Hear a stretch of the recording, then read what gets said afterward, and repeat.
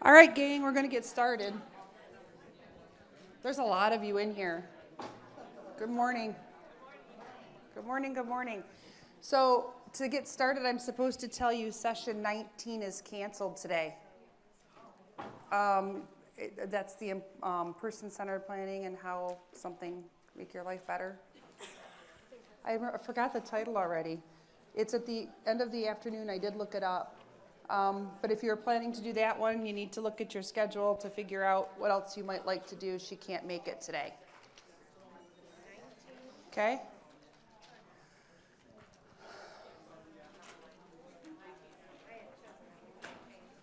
All right.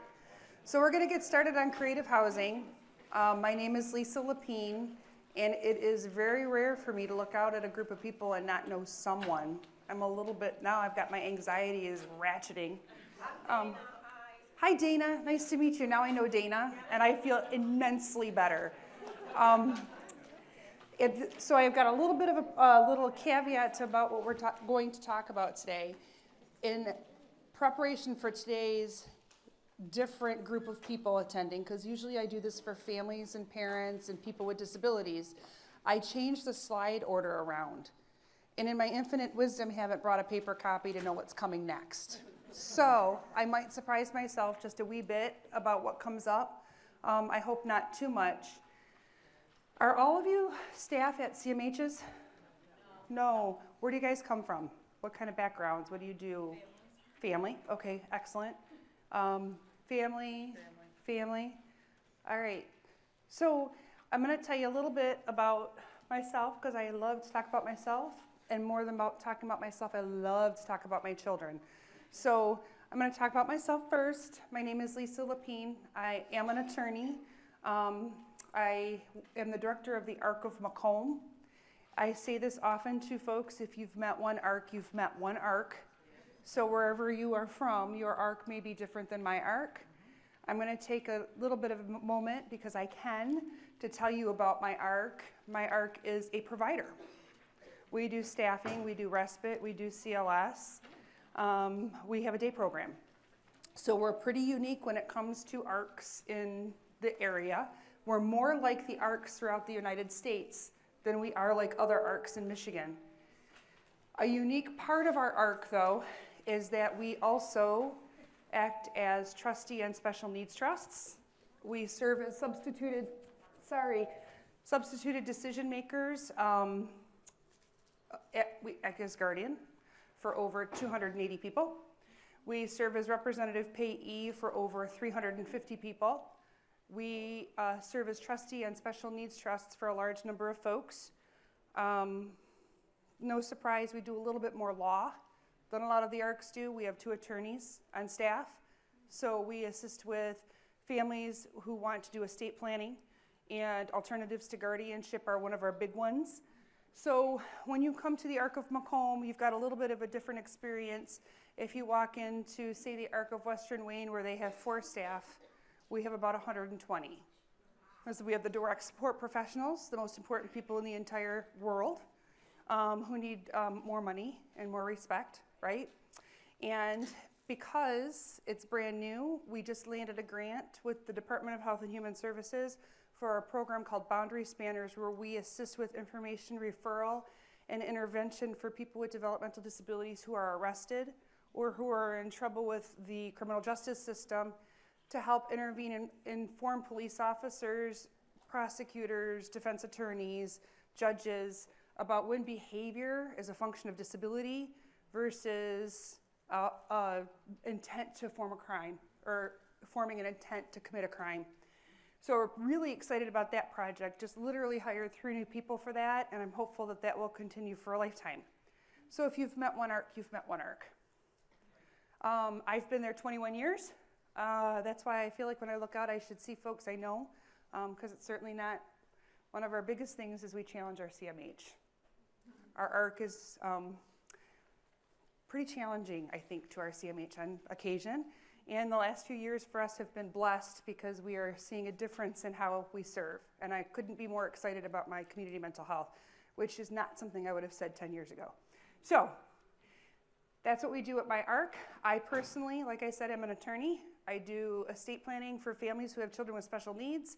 I take care of the ARC for my full-time job, and my other full-time job are my 16 and my 14-year-old who weave their way into every presentation because I miss them even when I'm gone for 24 hours because I don't know if you guys have kids, but my son is a junior going to be a senior, and I got all the feels, and he's not even there yet. So, and he's a 6'4" man-child, and I can't figure out how he got taller than me and how he's going to be leaving me. Okay, I'll therapy. Who's a therapist in the room? Excellent, excellent. All right, so creative housing options. In all of the things I've ever done. Lisa, just remind us that we need the code. Pardon me? Oh, the code? For, CEs? I don't know what that is, so someone's going to have to help me with that. Yes. It says Lisa Lapine, the ARC of Macomb County. It says nothing else in there. This came out of it. I don't see it on that sheet. Let's see if it's oh, this code. Oh, and here's a super secret password I'm not supposed to give you. Am I supposed to give you this password? Or what is the code? Oh, at the beginning, 47. And there's a little note about me. I don't read much of anything that's handed to me. Okay. Thought I read it all. Okay, so creative housing options. So prior to working at the ARC of Macomb, I worked for a company called Community Housing Network out in Oakland County. So if anybody's familiar with them, I was their second hired employee. And before that, I worked at Mork, if anyone knows those words. And before that, I was working with a private practice attorney. So I've been doing this for a few years, and we've been doing things for a few years. And one of the questions that I always get from families when I'm doing private practice work, or one of the experiences I have with parents, is they think that the only place their kid can live is a group home, right? Because that's what they understand the mental health system gives us. If I'm going to come to the community mental health system, my kid has to go to a group home, and I don't want my child to go there. I don't like that idea or that concept. Before I start this presentation, I'm going to say to you, I like alternatives to guardianship. I like substituted decision making. I like folks to be able to be in charge of their own lives. I like the idea that they drive their own supports. I like the idea that we should be able to figure out how to give people a little bit of what they want and all of what they need. I also know that realistically sometimes that doesn't happen. And sometimes what we hope would happen doesn't work out the way we thought it would. So while we're talking about creative housing options, the most important thing to think about, and as you go through anytime you're meeting with a family or anytime you're thinking about what you might want to do, hard work, a lot of time, and sometimes what you want won't work. It just won't. So we'll start with that premise, and we'll say, okay, I do know that they want me to walk to you to get your questions into the microphone. So as we're going along, if there are questions that I'm going too fast because I do talk quickly. I always feel like I gotta shove 10 pounds into a 2-pound bag. And one of the ways I can do that is by talking more quickly. If you need me to slow down, let me know, like find the code. And then remind me to tell you the code when you get, so you can go out of here, I guess. Super secret code, you can't leave. We're talking, so we're never gonna hit all the options. But we are going to talk today about adult foster care homes, group homes, self-directed housing arrangements, and financial assistance.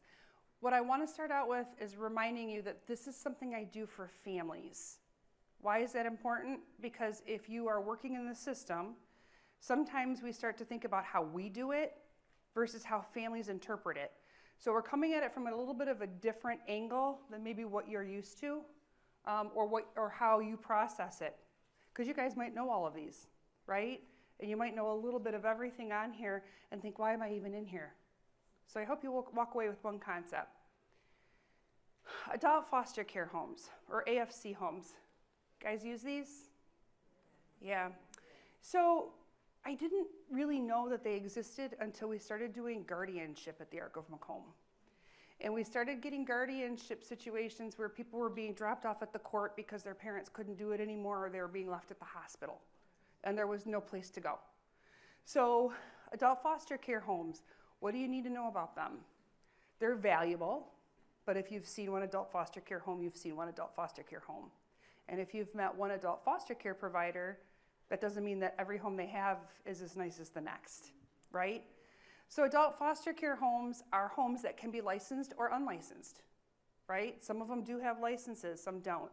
The license is held by the provider if there is a license that's registered with the state of Michigan, and the state of Michigan then comes in and says, hey, you have to fix this, you have to do this, you have to do that. So they have some control over how the property looks and what's being delivered there, okay?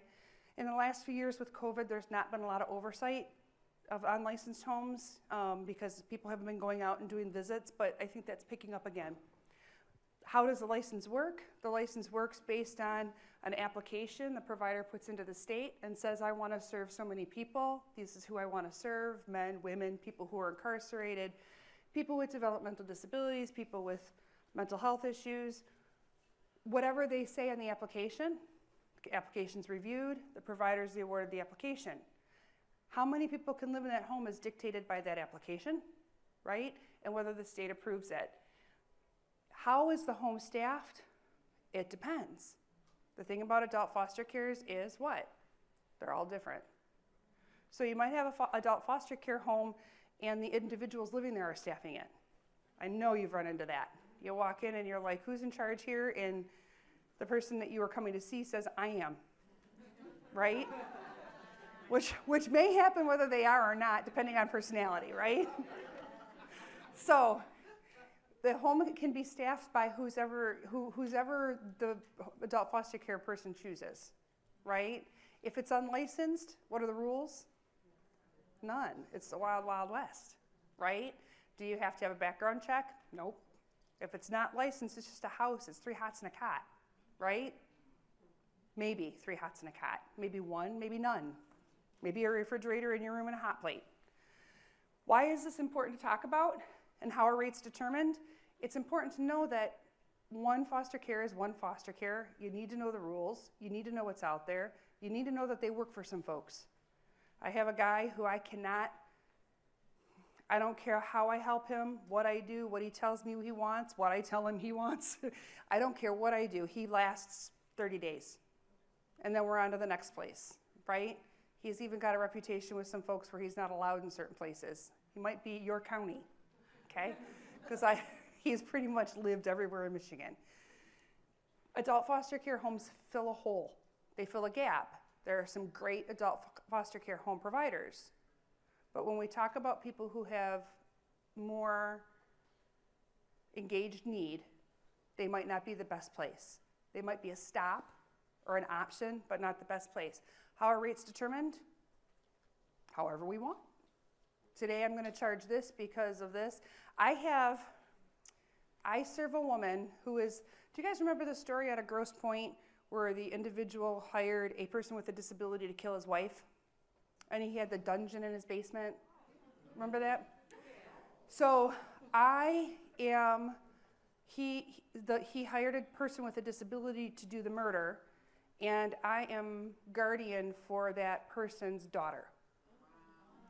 And her goal is to follow in her father's footsteps.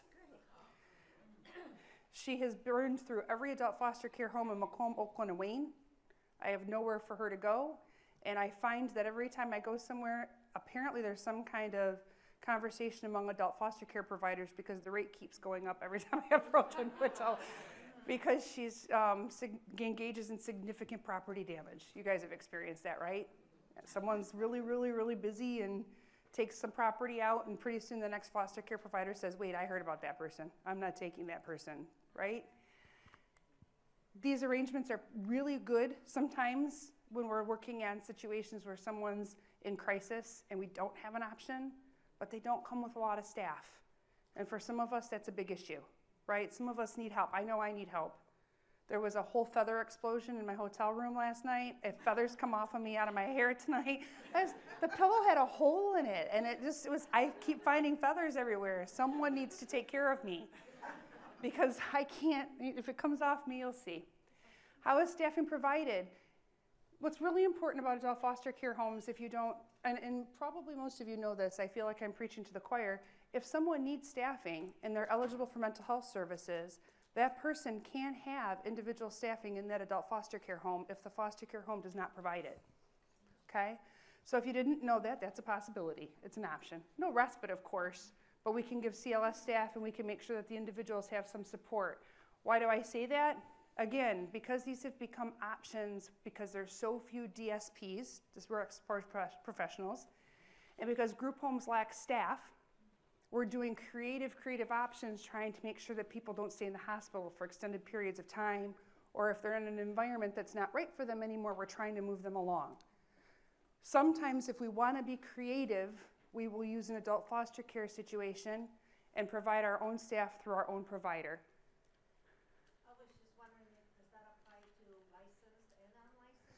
So the question is, does that apply to unlicensed and licensed home? And I'll take it back. What do you guys think?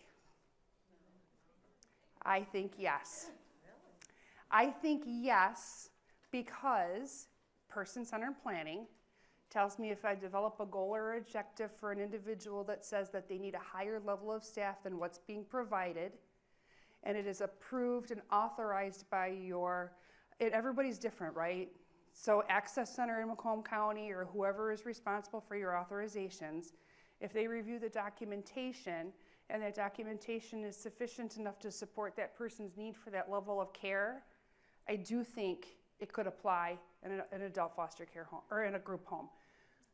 I want to we'll talk a little bit about providers and how they would agree to do that or not agree to do that as we go along, but I don't see that I don't see that an additional staff person would be precluded if approved in a person-centered plan.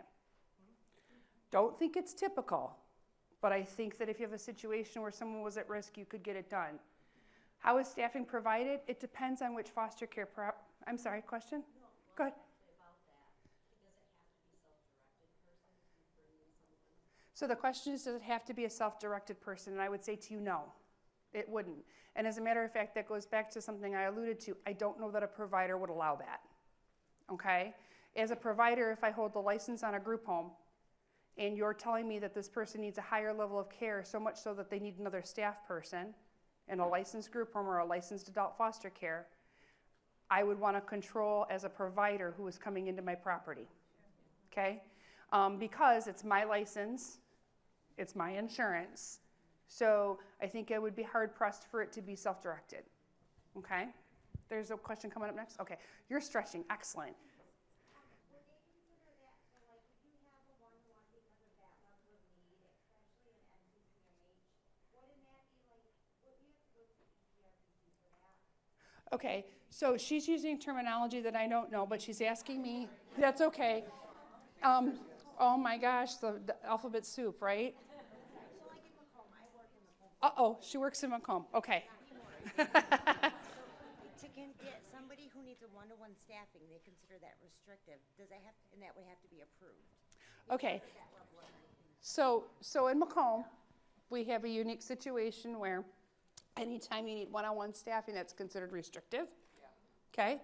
And that you need to go before the Behavioral Health Committee in order to determine whether the individual needs, can use that, can be served in that way, right?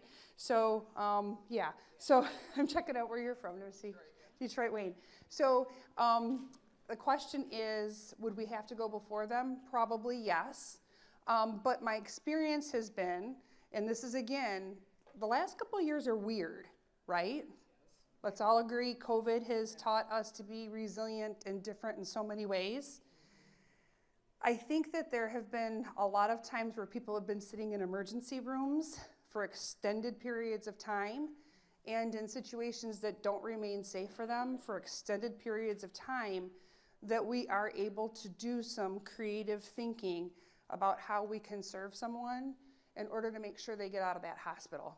So I think that if someone did need that one-on-one, it would go before the behavior committee, and I think it would be approved for that individual. So again, steps, right? Process and steps. So going off your example, we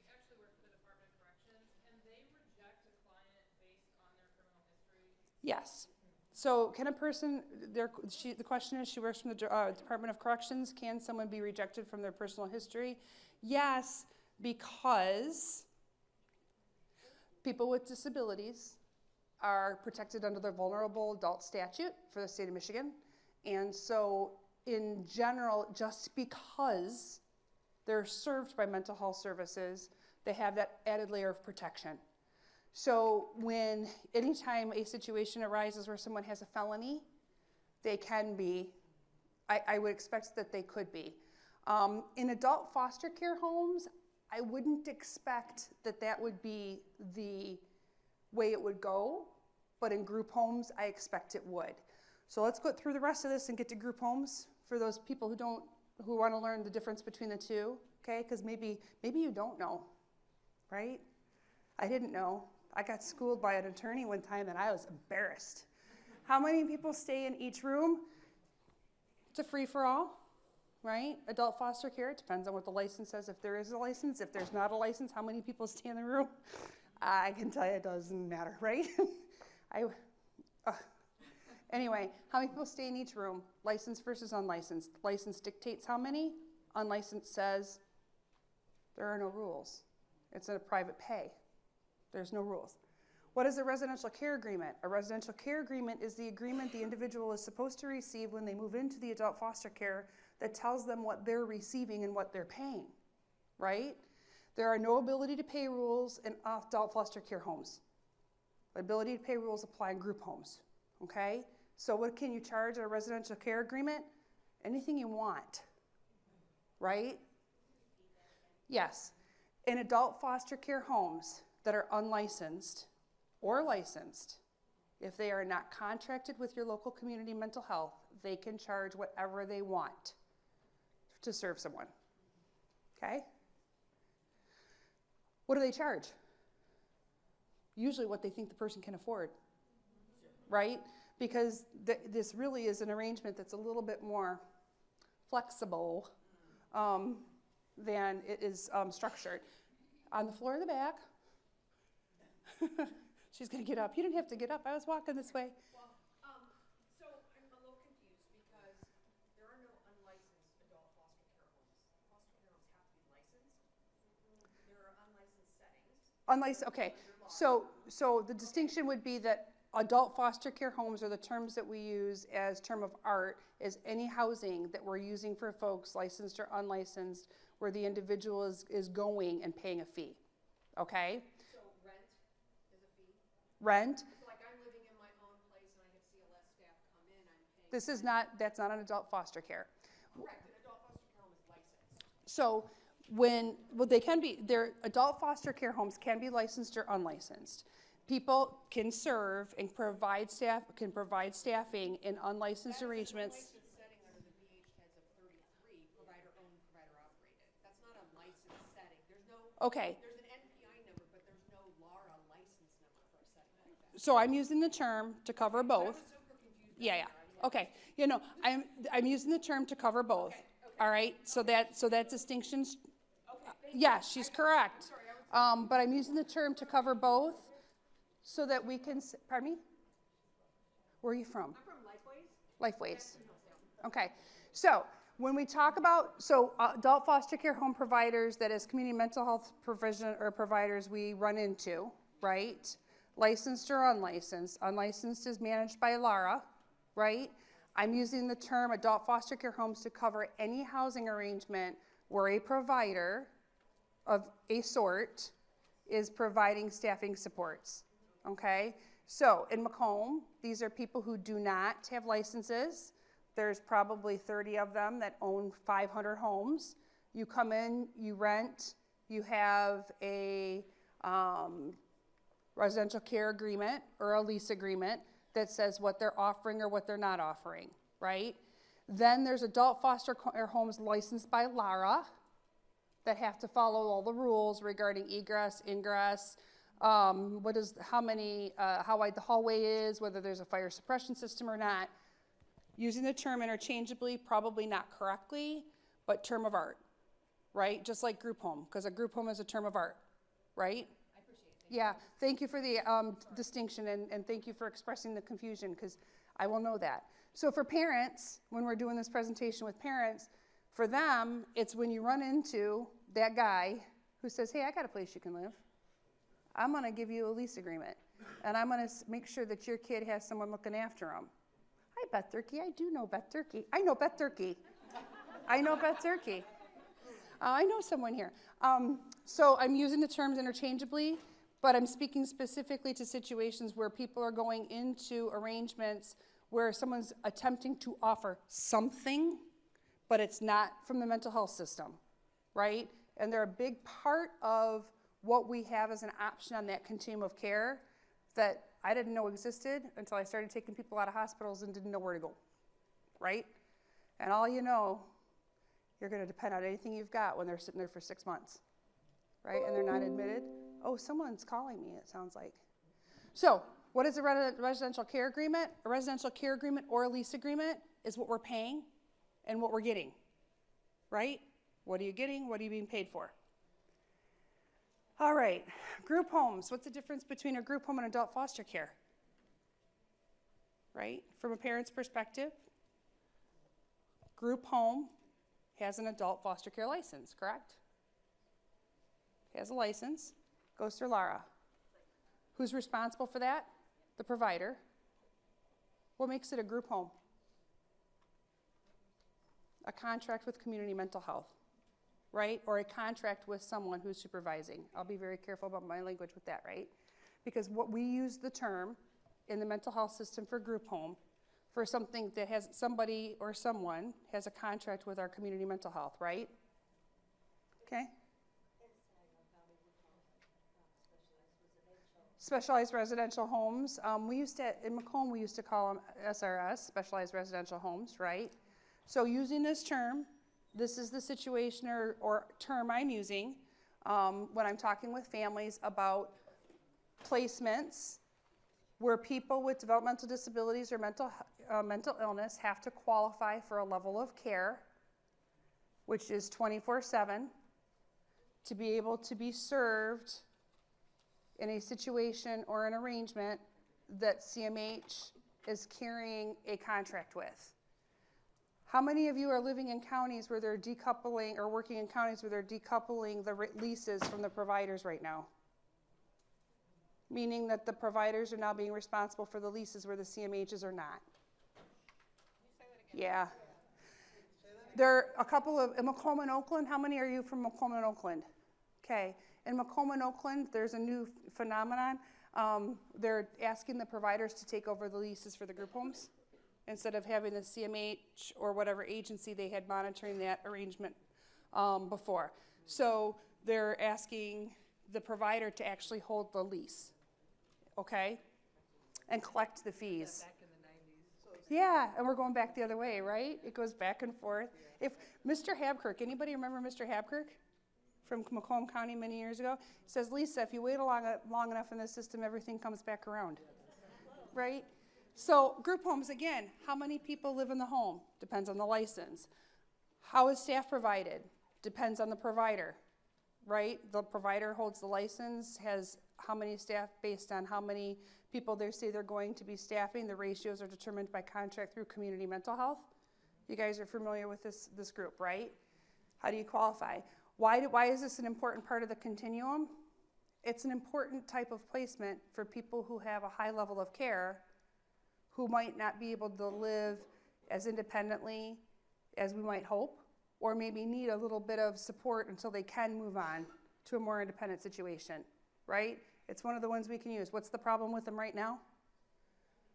DSPs, no staff, right?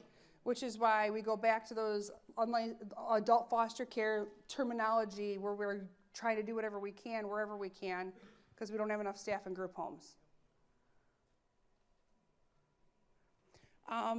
That, just so you know, go ahead. You didn't say how you got referred to one. Every county is a little bit different. So I'm going to use Macomb as the example. As a parent, we go through the person-centered planning process, and we indicate to our support coordinator or our case manager that we need to find a placement for our individual or our loved one, because we need them to live somewhere other than our house. And if you think your loved one needs 24-hour care 7 days a week, they typically will engage in an assessment process where someone comes out and assesses that level of care. And once they determine they meet that criteria, they can make referrals to the different group homes in your county to say where is that person going to live or not live. And they do a referral packet usually, which is where Department of Corrections comes in when the provider gets the packet in this particular situation. They look at it and they say, oh, we're going to accept a referral. We'll do an overnight visit. We'll do some dinners. We'll make sure that everybody's okay here. We're going to accept you or not accept you. And then assuming that there's enough staff, yes, we can take you in, right?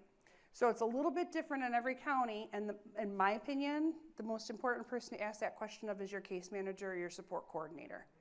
If I need help finding this, what do I do? How do we determine pay in group homes? The ability to pay rules, right, through the Michigan Mental Health Code. It's based on poverty levels and a really funky formula that you can find in the Michigan Mental Health Code, which is why sometimes people have so much extra money when they're living in group homes because they've never changed the poverty level and the law for that.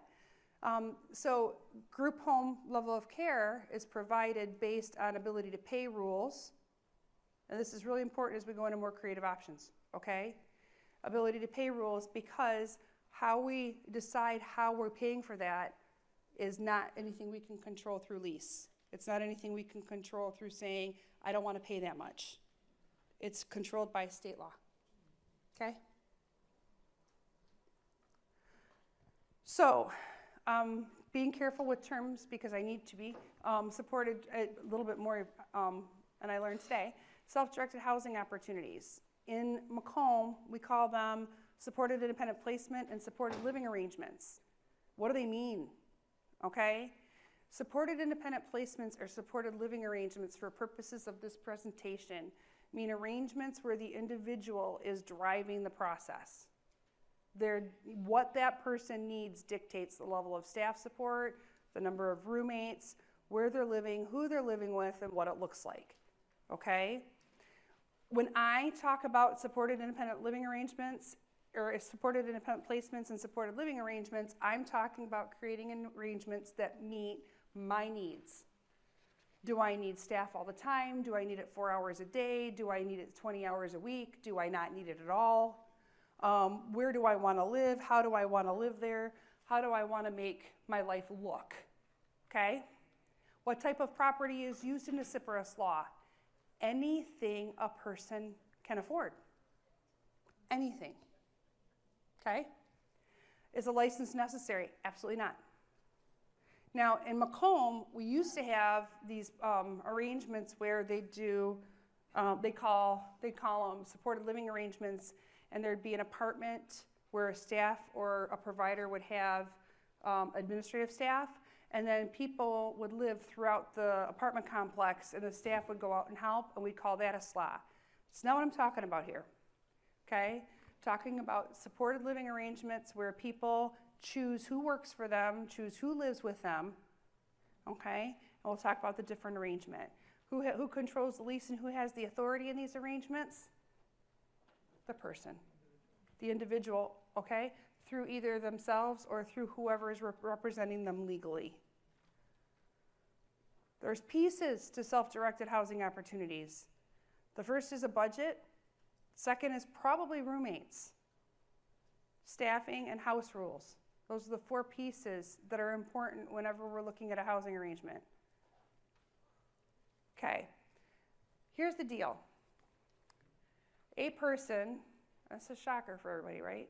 A person with a disability has the right to live the same way I do. But they also have the responsibility to live the same way that I do.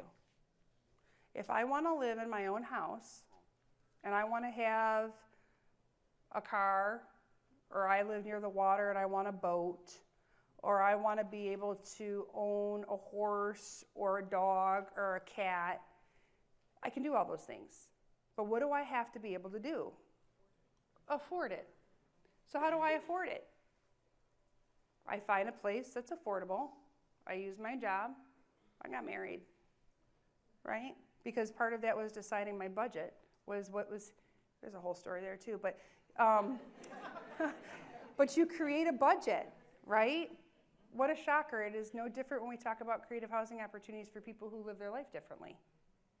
The first step is saying, how much money do I have in order to spend here? Same as adult foster care arrangement, same as a group home placement, but the difference is, and this is an important concept for anybody, you guys are all here for self-determination, right?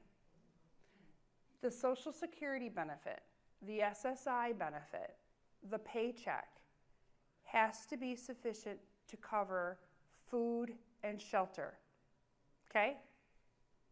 No mental health money going into those two pieces, none. It is imperative to understand that.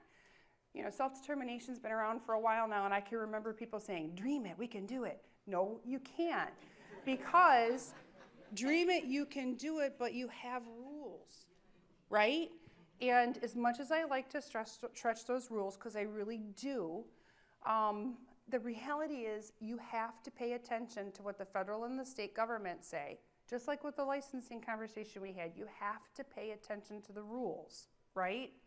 And the first and most important rule, and my friends at CLS got slapped around a little bit for violating this rule, didn't they? Wayne County, right?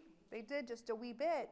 Because when we first started doing self-determined arrangements, they were putting Medicaid money into rent. What can't you pay for with Medicaid money? Right? So, how do we create a budget? You sit down and do the same thing you would do if you were moving out of your house, or that you do every year at the beginning of the year. I want to live this way. I want to be able to do these things. And so what can I afford? For folks on SSI, that list comes up pretty short pretty quickly, right? $900, what could I do? So what's the first thing I can do to make it more affordable? Roommate.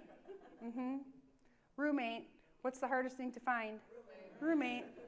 Why are roommates hard to find?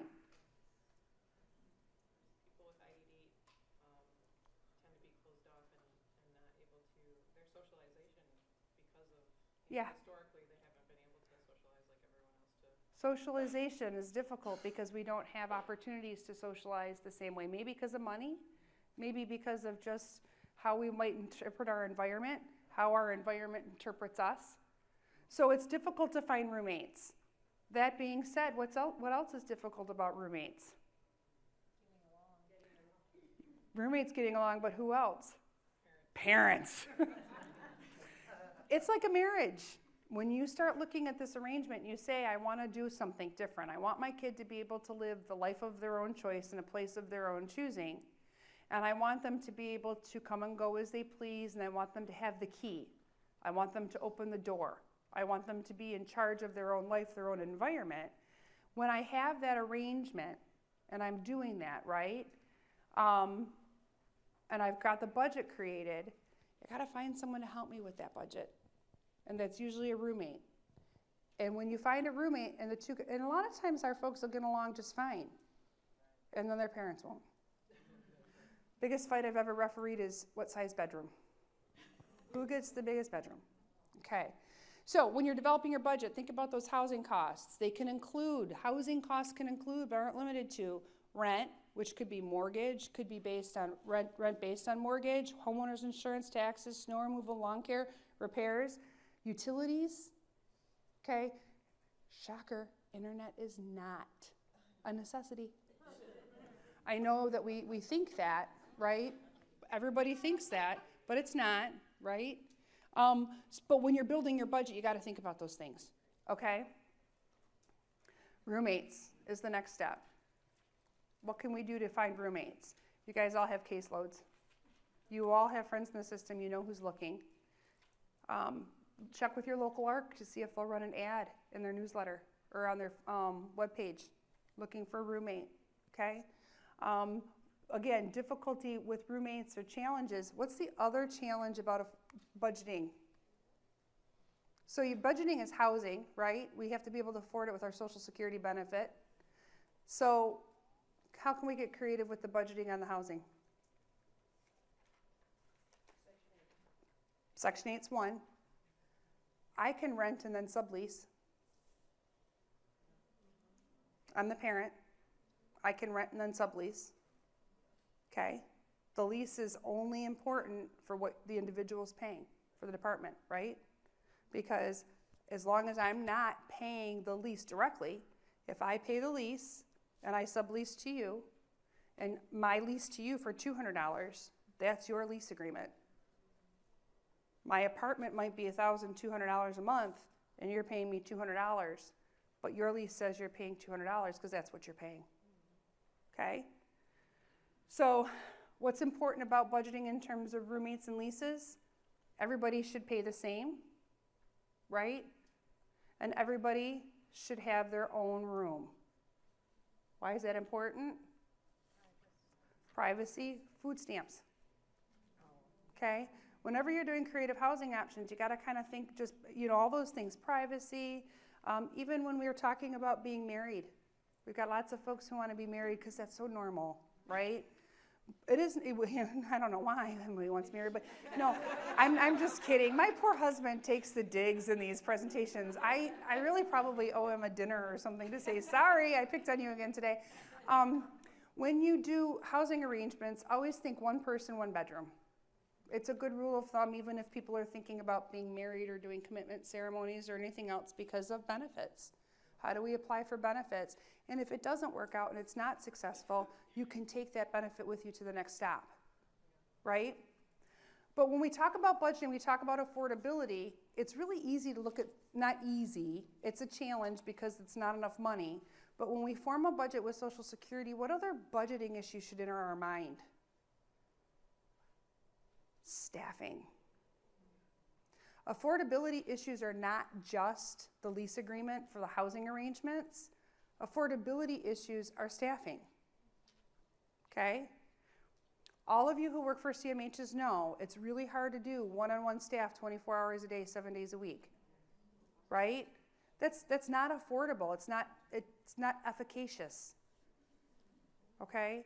It's difficult to do. So when you're doing creative housing options and you're talking with families, families are worried about their own child. That's what they should do, right? But your job has to be to worry about the totality to get it approved. Number one way to get a housing arrangement approved is to make sure that you explain that the idea is that this will be a shared life arrangement because of the affordability for two things, the rent and the staffing, okay? So when I do any kind of new kind of arrangement, because I can live anywhere I can afford, and we're going to talk about that a little bit more, but I can live anywhere I can afford, and I've done my budget, and I know I can afford $200 in rent. That's not getting me anywhere, right? So I need to find at least 6 other roommates. What's the rule about unrelated people living together? And not having to look for a license? 4. As long as you're receiving community mental health support. 4 unrelated people can live together without worrying about licensing issues, as long as you're receiving community mental health support. That's a relatively new rule. I think maybe, I don't know how many years now, because COVID makes me forget. Not literally, but it just kind of interfered with everything. 4 years maybe, 5 years? That's been an agreement that they've come to between LARA and community mental health agencies and advocates. So you can look up to 4 unrelated people living together in order to provide, in order to do a setting or a living arrangement that's not licensed. Again, 4-bedroom apartments are hard to find. So you gotta look at that affordability piece from the budgeting piece. All right. Go ahead. So how do unlicensed AFC homes get away with having more than 4? I don't think anybody's paying attention so much to them. I think they get more attention, they're going to get more attention now. And again, using it as a term of art, right? It's almost like it's, and this is awful for me to say, but it's like they're frat houses, right? And so they're like, it's the wild, wild west. They're doing whatever they want. And the only place I know of a rule that says you can't have more than a certain number of women living together is the city of Detroit, because more than 4 people living together is a brothel. And that's, did you know that? That's, yes. Yeah. Cannot create living arrangements in the city of Detroit for more than 4 women. That is why there are no sororities at Wayne State University. Now you're going to go home and that's the only thing you're going to remember from today. Excellent. Excellent. All right. No, again, why? But that alludes to a certain particular thing you got to pay attention to. The city, the township, the county rules regarding the number of people that can live together, right? But going to answer your question directly, I think they're getting away with it because they're unnecessary, and I don't want to use the word evil, but I'm going to use it. We don't have enough placement for folks, and we're using these arrangements because that's what we've got.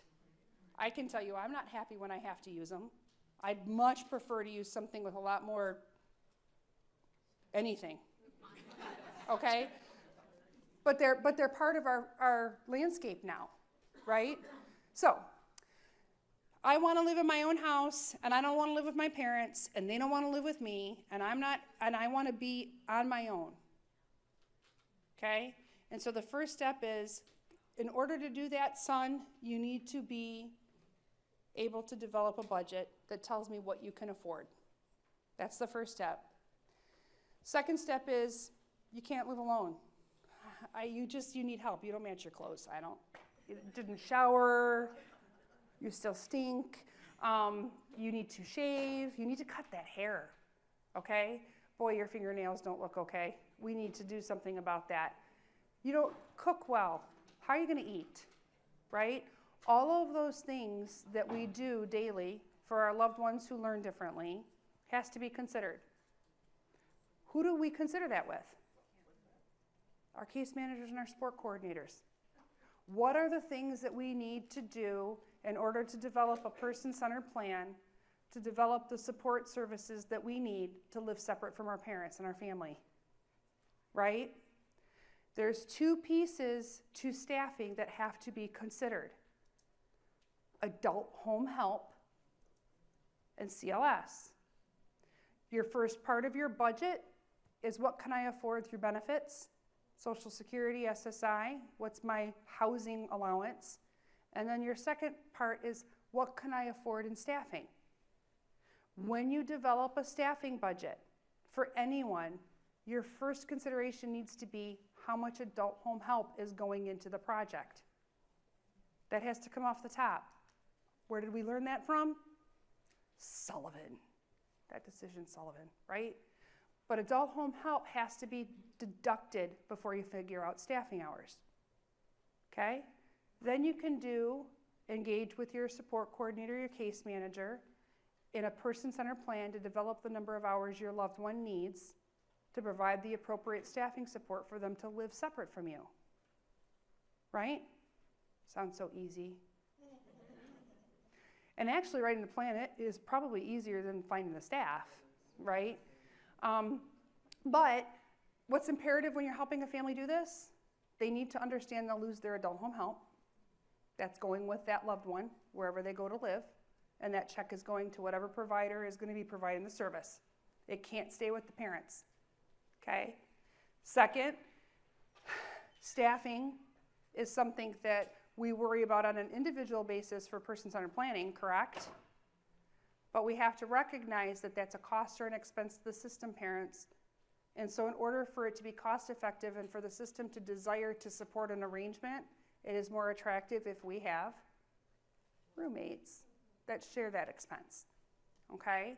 So when I'm developing creative arrangements, usually I'm starting way at the back end before I even approach the CMH to say, family, do you have roommates? Do you have anybody you'd like to talk to? And if you don't, what are you looking for? Guaranteed my ladies tell me ladies, and my boys tell me they don't care, right? The parents too, right? What makes that hard? Staffing. Boys can be staffed by males and females, cray cray, but females, really, we only staff with females. It's just what we do, right? It's a little bit, it's changing, I think it's gonna have to change, but, so when we're doing an arrangement with parents and we're talking with them, hey, we wanna do this really creative thing and I wanna help you do it, but you have to understand the realities of affordability, okay? And one of those affordabilities is the staffing piece. You got to remember the adult home help comes off first and is going to go to whoever is providing the service. And then any staffing hours that we develop through this plan are probably going to have to be shared at some point. After you make those arrangements and you talk those things through, what do you got to do? Find a provider who will accept the authorization, right? Everybody's all not. Lisa, all these things are so hard. But they are. How can you staff a living arrangement? This is a little bit of an easier presentation to have. Oh, look, there's a quote missing. These are a little bit easier conversations to have with you guys because you're following me. Where the parents, I'm watching their faces to see where they get confused, okay? Because you guys do this. You do this stuff, right? When we're developing the budget for staffing, and we're sending the authorization out to the different providers, how can we do this? We can do staffing in 2 ways, actually 3, right? We can send the authorization out to established providers who are willing to pick up the auth for whatever number of hours it is. Whether the person's gonna be served 24 hours a day, 7 days a week, whether they're gonna be served 20 hours a week, right? We send that out to the providers and the providers can accept that. That's one way to do staffing. What's another way to do staffing? Direct hires. Okay, parents will do all the direct hiring for the property. That makes my stomach hurt. And it makes my stomach hurt because the reality to that is who provides the staff when the staff doesn't show up? Parents have to know that that's a risk when they choose self-directed hire, right? Because if the staff doesn't come, it's not CMH's responsibility, it's not the advocacy agency's responsibility, it's the holder of the business's responsibility, the employer of record, to do that, right? And what's the third way? Agency of choice through self-determination, which is becoming a little bit more popular, right? Which is where, and again, I'm using these terms loosely because it can be very different dependent on what county you live in. But an agency of choice is traditionally a situation where I, as a provider, am agreeing to enter into a partnership with the parent to provide staffing support to their family, or to the employer of record in order to provide staffing support in the living arrangement. And we're partnering in the hiring, we're partnering in terminations, we're partnering in coverage, okay? It's where the employer of record gets a little bit more say with the provider than when the provider is doing the staffing itself. Hopefully, in real provider arrangements that are good, they're already having a lot of input, right? Like, depending on where you get your staffing from, you should be able to have that input already, okay? That being said, let's do an apartment scenario, okay? Staffing needs to be developed through the person-centered plan. Individual chooses roommates with the help of parents or with family members or circles of support. Individuals hire staff or contracts with the provider. Who holds the lease? The individual. Why is that important? Why is housing self-directed support so important? When I am unhappy with my staffing provider, I don't have to leave. That's different from a group home. If I'm unhappy with a staffing provider in a group home, who leaves? The resident does, okay? So this is a nice way to kind of say, I'm gonna take control of this. Another example, houses or condos example. The reason I broke these out is because sometimes we can't work, not we, and I figure if I can't work it out through my brain, other people can't work it out through their brains, right? Because if it's confusing to me, it's confusing to others. A house example, same situation. Where does the staffing come from? The person-centered plan. An individual with a disability who collects benefits can own a property, okay? What are the challenges for them if they do? Receiving income from their roommates. which results in a reduction in their Social Security or their SSI. Okay? So, again, when someone says, can I own my own house? Yes, but. Yes, but, right? What's really nice if you own a condo or a house, if a parent owns it, or a family member owns it, or a nonprofit owns it, they own the property and they rent to the individual. What does that mean? The landlord can set the rent at whatever rate they want and can afford. If I have a mortgage on the property, it's irrelevant if I'm renting to somebody. If I pay $1,000 for my mortgage, but I only get $800 in rent, all that matters is the rental agreement. Individuals choose roommates. Individuals hire staff or contract with provider, and they pay rent, or they pay rent to a special needs trust.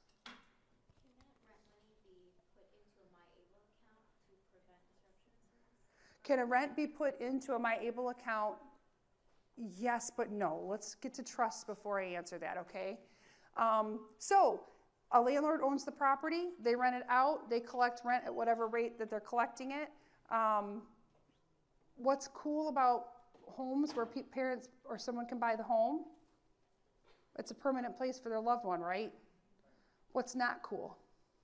It's a permanent place. It's a permanent place, and if it doesn't work out, you're stuck, or you got to sell it. Yeah. Right? What's the other problem with it? Yeah. What's the other problem with it?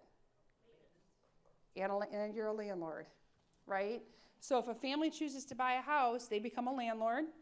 If they become a landlord, they control the rent, right? If it doesn't work out for all of the roommates, they have to do evictions, right? And as people who work for the system, again, what's one of the things that usually happens? Something's not working out between roommates and we give notice to quit, but they stay until you find a new placement. Doesn't happen in a private residence, because if they're evicted, right? Hi. I have a consumer whose mom wants to give her the home eventually. Yes. And then it's paid off. Yeah. So, and then she wants her to get like roommates. What kind of agreement would have to be made? So we'll get to that. She wants to know, and we're going to actually talk about that in just a second, okay? So maybe, because I got to watch my time. So when we do an arrangement where the parent buys the house, they're the landlord, it's fantastic for that person's kid. When you move other people in, who's got the lesser balance? So if I'm the parent of a child moving into an arrangement, what do I want? Something in my lease agreement that tells me if something happens to your kid, what's going to happen to my kid. Okay? Okay? So, a lease agreement, for example, did a housing arrangement many, many years ago. A parent passed away and left their house to a special needs trust. The trustees of the trust were cousins. The woman was living in the house, but she needed 24-hour care. Anybody remember the Sullivan decision? Before the Sullivan decision, where we used adult home help and CLS at the same time? Anybody remember those days? All right. So we used to be able to get adult home help and CLS for 24/7, and it would overlap. We used to do that. I know, right? No one wants to admit that they remember before that, though, right? But so anyway, her parents wanted to leave her in her own home.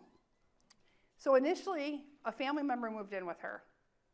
And the family member paid a little rent and provided staffing support, or provided unpaid care through the evenings. And we were thinking about getting roommates.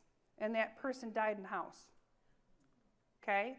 So then we had to figure out how to get other roommates in there. And we found 2 roommates that were going to move in. And the first questions that we had from the parents were, what happens if something happens to Jan? Her name was Jan. And the landlord said, well, we won't want to keep this house. This is not what we want to do for our lives. We're doing this because of our cousin. So we put in the lease agreement that the individuals would have a reasonable amount, they would have the right of first refusal. They could buy the property from us if they wanted to for fair market value. We wouldn't go above. And then or if they didn't do that, they would have a reasonable time not to exceed a certain number of months to find a new housing arrangement for their loved ones. Why is that important? Want to make sure that the people who are moving in have some kind of protection, right, to that type of arrangement. So that was the way that we protected that. Those ladies lived there for 25 years before Jan passed away. And at the time that she passed away, the other two individuals living there, one went to a nursing home because of her care levels changing, and the other we found another arrangement for within 6 months. So that was, but that was a nice arrangement. Staffing was provided through the person-centered plan, okay? And every year we renewed the authorization. There were years where we had to fight and argue that it was appropriate, but we were able to get the staffing support so they could stay there. Okay, let's talk about special needs trusts just a little bit. For some reason that slide didn't make that in here, so I want to talk about that. The question was asked, I have a family member who wants to leave the house to their loved one, and then their loved one is going to stay there and there's going to be staffing support. That's fantastic, but the question I would have for that parent is, one, who's going to take care of the house? Is the individual able to do all the care for the property? Okay. Two, if the individual owns the house, what stops them from selling it, refinancing it, finding a honey who comes in and takes advantage of them and takes the house? Not that I want, you can own a property, you absolutely can, but you have to remember when you have a property, what do you have? Rights. And you can sell and remortgage or refinance. So if you own the property, all those things can happen. Okay? There are people who can handle that, and there are people who can't. If people can't handle that, then you need to think about what structure, encourage families to consider what structure they could use that would be successful for that. What's the biggest problem that I have with the parents saying, I want them to stay in this house that I lived in all my life, and when I die, I want them to stay here, and I want staffing to come in? You know what the crisis is in that? Where's the staff? I have a lot of families that tell me, I'm going to do this estate plan, and my estate plan is going to go like this. My house is going to go into the special needs trust, and my son without a disability, let's call him Joe, is going to be the trustee, and he's going to be the landlord, and he's going to manage everything. That is fantastic. But I'm going to live here until I die. So the day I die, what happens to my loved one? Let's call her Sue. Where does Sue go? There's no magical agency that pops up and gives you staffing support when your parent passes. What happens is you end up in the emergency room if your brother Joe doesn't pick you up, and you stay at the emergency room until a staffing agency is found, right? So one of the things when you're talking with families is, what's the crisis plan? If you want to do this, that's fantastic, and it can happen. Here's a list of lawyers who can help you do that. Not make the arrangement, but to actually do the special needs trust, right? But if you don't make a plan for the staff, or you haven't introduced staff, your loved one's going to lose their living arrangement at the same time they lost you. Double crisis, okay? So how can we avoid that? We can start introducing staff to our loved ones in our own home and looking at provider agencies or self-determined arrangements before to provide staffing hours so that if and when that crisis comes, you already have a connection. Why? Because we work in a system where people care, and providers will work harder to staff someone they already know than someone they don't know, right? Especially the real vested providers. You get a really good one like Angel's Place. They want to provide the staff and take care of the people that are theirs, right? They become theirs, okay? So, when you're looking at creative housing options, what do we have to remember? Community mental health does not pay for bricks and mortar. If you want to do something that's unique, that's something that's not traditional, not a group home, okay? It is not, community mental health has no responsibility for bricks and mortar. Parents, case managers, and support coordinators have no responsibility to beat feet for property. Nothing in the rules require them to help you look for a place to live, right? When you find that amazing support coordinator or case manager that does beat feet, that's amazing because it's not their job. Okay? So I want to be real, and they don't have the time because they're doing paperwork. Okay? Yeah. And so it's really important to keep that in mind. Another important thing is, where do you find your roommates? You find them through your day program, through your schools, through your parent connections. You ask your case managers and your support coordinators, do you know of anybody who's looking for creative housing options? A good way to start is rental instead of ownership. If I rent this place and it doesn't work out, I can get out of it. If I don't rent this place, if I buy this place, I'm stuck. I own it. Okay? And so going back to special needs trust, because I know families like these options or like these choices where they want to buy property. And there are some different provider agencies out there that are struggling, so I'm going to use the term wrong. Case management agencies that worry about parents buying properties, right? Because they have no control. So for example, I'm a parent, I buy a house, I have 3 people living there, and one of them has behaviors that I find unattractive. Okay? And I didn't know that going in, and nobody told me it was going to happen. Maybe they didn't know. And I don't want that person in my house anymore. So I want to evict them. And there's nowhere for them to go, right? But what's the other problem? There's no one to replace them right away because no one's looking. So you've got that balance or the dichotomy. So the provider doesn't want to lose the staffing person, and the person with the family wants to get rid of them. And the case management agency is saying, what did we do? We're supporting this arrangement, and they need to stay together for the ratios to work and for the money to work, right? So families, when you're doing these arrangements, and support coordinators, case managers, when you're supporting people to do it, these are not long-term propositions or short-term propositions. These are long-term projects. The minimum time to set up a home of my own, supported living arrangement, or a SIP is 3 to 5 years, right? Finding the roommates, getting the roommates in place, getting the support, getting the hours authorized for staffing, finding a place that's affordable. All of those things take time. Creative ways to make the housing arrangement affordable: throw your loved one a shower. Highly unlikely they're going to get married. They might do a commitment ceremony, right? Maybe they didn't do a grad party because you didn't really have a typical graduation. Throw them a shower or a housewarming party and let them register for the stuff they need, okay? Because that's a hidden cost in moving out. And it's fun. It's fun. Support coordination agencies, case managers, how do you connect people? Roommate dating parties, speed dating.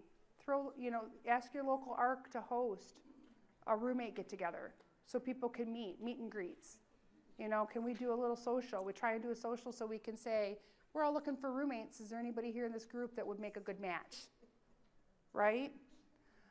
Play matchmaker yourself. You meet the families, you know the parents, you know who's going to get along. You know before they start whether it's going to work or not, right?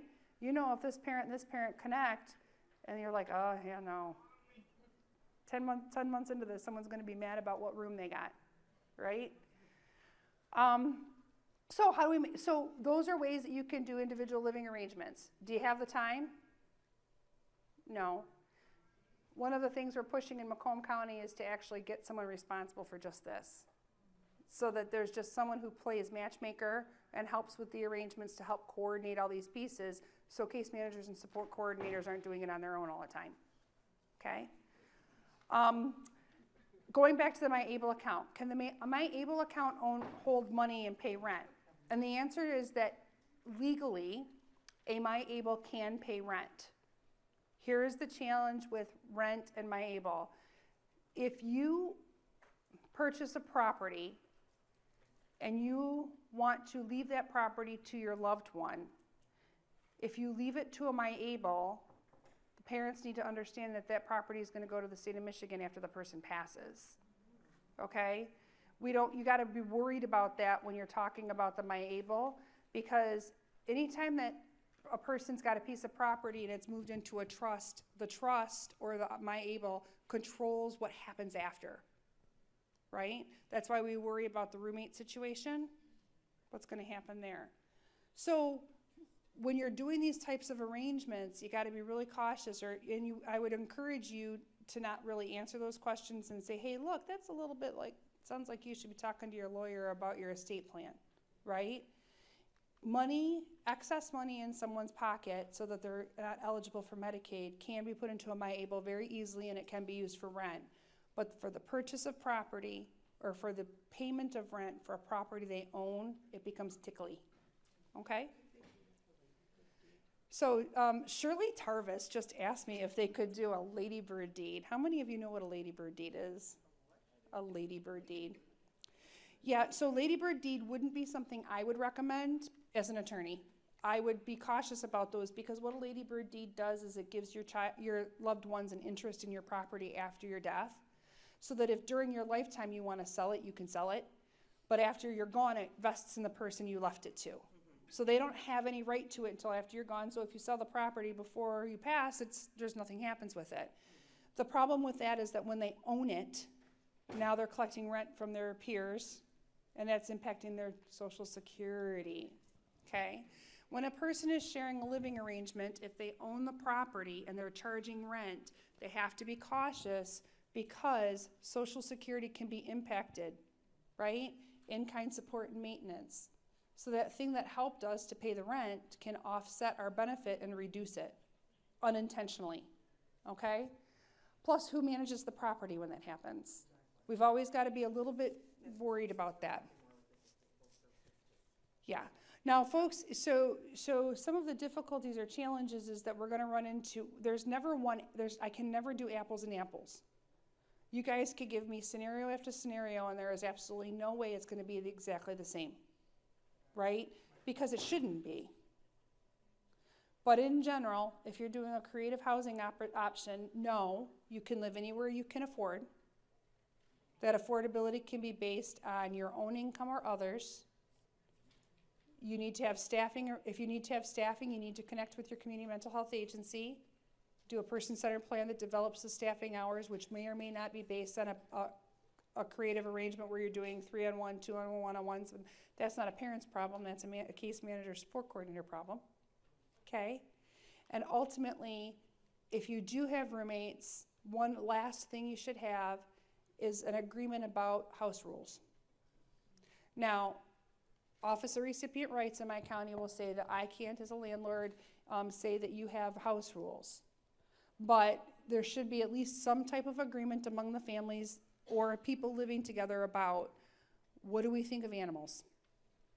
What do we think of smoking? What do we think of boys and girls living together? If the provider's not, what is the standard for a provider not working for us? What are the rules regarding communication? What are the rules about a parent walking into the house? Right? Now y'all laughed because I know that's a problem, right? In a privately owned home, my parents don't walk into my house. My parents knock on the door, right? Well, in our world of supporting people who live differently, sometimes they don't have that, I'm not walking in because it's my house. Or maybe they walk into all their kids' houses, I don't know. Maybe your parents walk into your house without knocking, I don't know. But that has to be something that's discussed, right? Other things that need to be determined or decided. You know, I go to church, I go to a Lutheran church, but you go to a synagogue. Are we going to worship together? Do we have to? We shouldn't have to. Staff likes to go to the Baptist church down the road. I don't want to go to the Baptist church down the road, and I shouldn't, right? So some of these rules, house rules or understandings, are important things to iron out, okay? Other ways that you can get creative: financial assistance, family, friends. Families can assist with down payments. They can buy properties, and then they can rent to someone. Then they control the property, and if it doesn't work, they can sell it. For those of you who know about special needs trust, if the special needs trust owns it and you sell the house, what happens? The money stays in the trust. It can't come out. Okay, so don't put it in the trust if you don't know if the arrangement's going to work. Okay? It requires coordination with all involved agencies. We're talking, you guys are all sophisticated users in the room. You've all been nodding your heads. I was educated, and I really appreciate the information that was provided about licensing and my terms. We know a lot of stuff in this room, right? When a parent comes to us, they know they just want their loved one to have somewhere to live forever because they don't know what's going to happen when they die. And they don't really care about all the rules that we have to follow. But educating them about why we have to follow them is really important, okay? So that they can make informed decisions and choices about this stuff. Roommates share costs of all living expenses. It doesn't have to be equal all the time, but you have to be conscientious of the fact that someone on SSI can't possibly live with someone who can afford SSDI rates, right? If I'm collecting $2,000 because my dad passed away, and I'm living with someone who's only got $990, ain't working, right? So you got to remember that when you're setting your budget. IDAs, those are so old. I don't know if anybody even uses them anymore, but these are accounts where the state will help match money for people to put savings accounts away, okay? Pre-COVID, we were using them quite a bit. I haven't seen them used much lately.